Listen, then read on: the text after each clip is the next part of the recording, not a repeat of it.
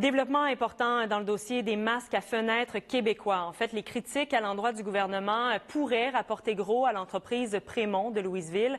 Après avoir annulé un appel d'offres de plusieurs millions de dollars, eh bien, Québec pourrait faire volte-face et rouvrir le dossier. Eliane Pilote.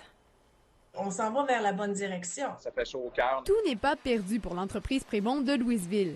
Elle pourrait obtenir le fameux contrat de plus de 7 millions de dollars de Québec. Le gouvernement pourrait faire volte-face dans le dossier des masques à visière. On peut se réjouir, hein?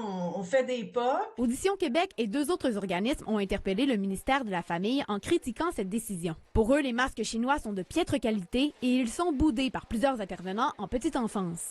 Tant mieux si notre lettre a eu un impact, qu'il y a eu des échos dans la société. C'est ce qu'on veut, en fait. Mais honnêtement, moi, je veux attendre que le contrat soit signé avant de me réjouir. On a travaillé fort à développer ce produit-là. On en est très fiers. Le UMask Pro Vision, c'est un masque qui laisse passer les sourires, qui laisse passer la discussion, il ne coupe pas le son. Une réussite selon le maire de Louisville qui dénonçait ce choix qui se faisait au détriment de l'achat local. Quand il y a de la vie, il y a de l'espoir. Hein? Alors, je suis bien content. Ça nous prend aussi des bases au Québec. Des bases. UMask est à Louisville, bien entendu. Mais il faut avoir des bases. Quand on a besoin, ils sont là. La fabrication de ces masques chez nous permettra au Québec d'être beaucoup moins dépendant des approvisionnements médicaux chinois et étrangers.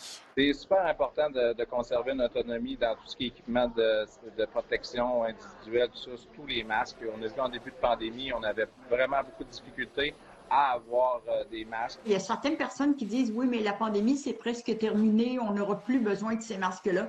Nous, on pense que c'est plutôt le contraire. Je suis pas mal certaine que les médecins, les infirmières vont continuer à le porter en milieu médical. L'espoir renaît, même si le carnet de commandes n'est pas passé. Mais on a bon espoir d'être entendus. Ils sont maintenant nombreux à attendre la décision du ministère de la Famille qui est toujours en réflexion. Eliane Pilote, TVA Nouvelles, à Louisville.